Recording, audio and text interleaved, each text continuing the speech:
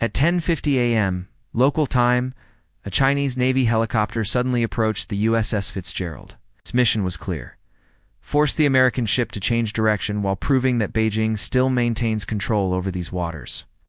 However, what happened immediately after showed that China could exert stronger pressure through threatening words. Instead of relying on outdated military hardware from the 1960s in the Combat Information Center of the destroyer, American sailors stared intently at the radar screens. Before them was a scene both amusing and unbelievable. The most advanced naval radar system ever built, designed to track ballistic missiles in outer space, was now forced to focus on a flying museum piece trying to intimidate a 10,000-ton warship. The Chinese helicopter was assigned the task of gathering intelligence, pressuring the Fitzgerald to change course, and creating a pretext for Beijing to declare control over the sea. They also hoped to score a propaganda victory to compensate for the humiliation when their nuclear program was once destroyed by bomber aircraft. This was clearly an old ploy from the tanker wars in the 1980s, using small, cheap assets to harass large ships in the hope that the opponent would overreact and then exploit it diplomatically. But this wasn't 1987, and the Fitzgerald wasn't a bully-prone merchant ship. It was the embodiment of the power that makes the U.S. Navy the absolute hegemon on the oceans. The Arleigh-Burke-class destroyer carried up to 90 vertical launch tubes capable of firing various types of attack missiles at distances over 90 nautical miles. For gas turbine engines with a total output of 100,000 horsepower, allowed the ship to reach speeds over 30 knots. Most importantly, the heart of the Fitzgerald was the Aegis combat system. It could simultaneously track over 100 targets and guide dozens of missiles at once. The system quickly designated the Chinese helicopter as Target 0341. The threat library immediately identified it as an export version of an anti-submarine helicopter from the 1970s with negligible priority. The computer had even pre-calculated 47 attack options using different weapons. If it were wartime, everything would end in just 30 seconds. The operations included surveillance radar locking the target, fire control radar illuminating, SM-2 missile launching, and the helicopter turning into a fiery rain of aluminum. Yet, the paradox was that the pinnacle of U.S. naval technology was being challenged by a helicopter that China had purchased from the U.S. before the Islamic Revolution, back when disco music filled the dance floors. This Chinese helicopter used the APN-130 Doppler radar, technology from the Vietnam War era, and now it was unwittingly broadcasting its position to every American sensor within 200 nautical miles. The SLQ-32 electronic warfare system on the Fitzgerald immediately collected all signals emitted from the target, treating it like an electronic fingerprint scanner, recording every technical characteristic of the opponent. The system stored frequencies, pulse rates, signal strengths, creating a unique electromagnetic signature for this helicopter, like recording a voice for later identification. Every radar pulse, every radio signal, even navigation beacons, all were carefully logged into the U.S. Navy's threat library. The collected data became precious ammunition for electronic warfare. The next time U.S. forces encountered this type of helicopter, now jamming systems would know exactly which frequencies to lock onto, which signals to spoof, and how to blind the opponent's sensors. What took 60 seconds to analyze today would become an instant recognition reflex tomorrow. In a mocking way, the Chinese were teaching the Americans how to defeat them, one electromagnetic emission at a time. In the cramped cockpit of the helicopter, the Chinese flight crew not only wrestled with the wind, but also fought with their own equipment. The control stick shook violently because the rotor bearings were worn out. They should have been replaced back in the Clinton administration. Warning lights on the control panel flashed continuously, but most had been disabled long ago. Due to a lack of replacement parts since the regime's collapse, the pilot leaned down to check the fuel gauge and quickly compared it to the flight map. With this consumption rate, plus headwinds, and trying to maintain speed parallel to the destroyer, they only had about 45 minutes of operation left, if both engines held up. Meanwhile, the Fitzgerald's Aegis system had already calculated 47 ways to destroy the helicopter, all with SM-2 missiles. Each missile was worth far more than the target.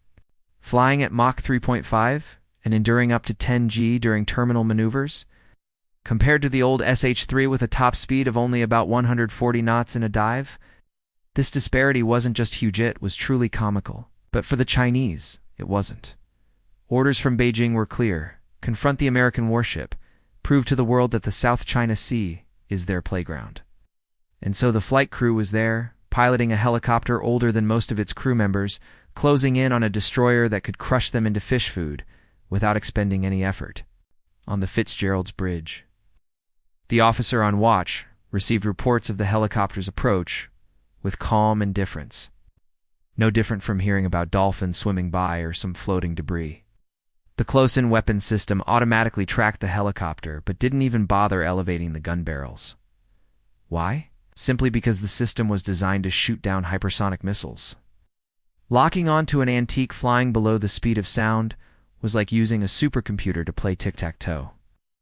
When the helicopter was 10 nautical miles away, the intelligence team on board suddenly became excited. Not because they saw a threat, but because this was a golden opportunity to update the threat database. For the electronic warfare officer, that moment was no different from Christmas morning. But then, the Chinese were about to discover a bitter truth. Approaching a U.S. destroyer was the easy part. Keeping this old aircraft flying was the real challenge. The Chinese pilot pushed the throttle, making the SH-3 dive toward the destroyer in a maneuver he thought was an aggressive attack tactic. The helicopter descended to just 500 feet above the waves. The steel airframe from the 1960s groaned, creaking as if it wanted to burst under the pressure. This was Iran's harassment strategy. Wait, China's. They flew low to create an intimidating posture, buzzing close to provoke a reaction, then using civilian frequencies to claim innocence if accidentally shot down. Their goal was simple but bold: capture footage of the small helicopter approaching, even challenging a massive American warship. What Beijing really wanted to broadcast to the world was evidence that they still held control over the South China Sea. Through the scratched plexiglass windshield, weathered by years, the Chinese pilot stared intently. Before him, the USS Fitzgerald maintained its course, not even bothering to adjust speed. The massive ship sliced through the waves, leaving a turbulent wake behind. For the Chinese flight crew, it was a scene of both helplessness and bitterness. For the Fitzgerald, it was just another ordinary day in the South China Sea. Suddenly, a warning blared over the radio.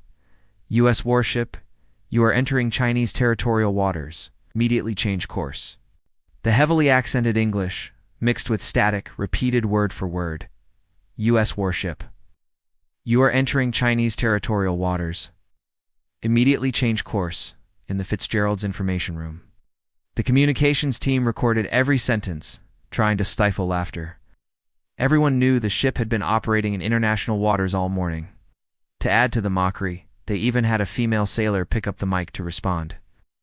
While the radio drama unfolded, the electronic warfare specialists didn't miss the golden opportunity. The SLQ-32 system immediately began analyzing the full spectrum of signals emitted from the Chinese helicopter. The results were ridiculous. The Chinese were using civilian aviation frequencies for military communications.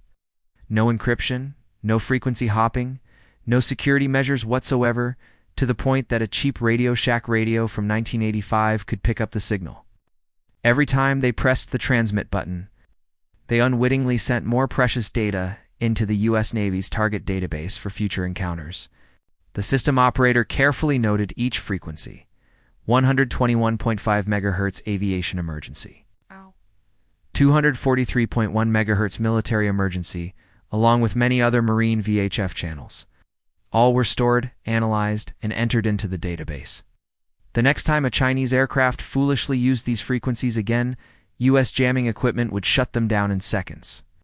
Thanks to the Link 16 tactical data network, every U.S. unit in the area followed this aerial comedy in real time. Imagine Link 16 as a military WhatsApp group. Everyone sees the same battlefield picture instantly. The system works by dividing precise time slots down to milliseconds, ensuring no signals overlap. All data is encrypted to NSA-approved standards. The security level is so high that even if all the computers on Earth were combined, it would take thousands of years to crack a single message. The Fitzgerald shared target 0341 with a cruiser 50 nautical miles away, carrier at 200 nautical miles, and all warships and aircraft in the region. All received the same picture, the same firing solutions, and the same capability to destroy the target. If this were real war, that Chinese helicopter would have been torn apart in at least 6 different ways. In the cockpit, the Chinese flight commander tensely watched the fuel needle drop like a rock. They were trying to keep up with a U.S. destroyer running at 30 knots, and the price was horrific fuel depletion. The left engine's oil pressure gauge started flashing in the yellow warning zone. Those General Electric T-58 engines were once technological masterpieces in their time, each producing 1,400 horsepower when new. But that was during President Johnson's era. Now, after decades, all that remained was a weak, sputtering roar, a harsh reminder of the unbridgeable gap between two worlds. On one side was modern U.S. naval technology. On the other was the rusted past that Beijing still clung to. Now those engines wheezed, no different from an old man trying to climb stairs. On the USS Fitzgerald's bridge, the watch team observed the helicopter circling overhead with indifference, as if watching a seagull fly by.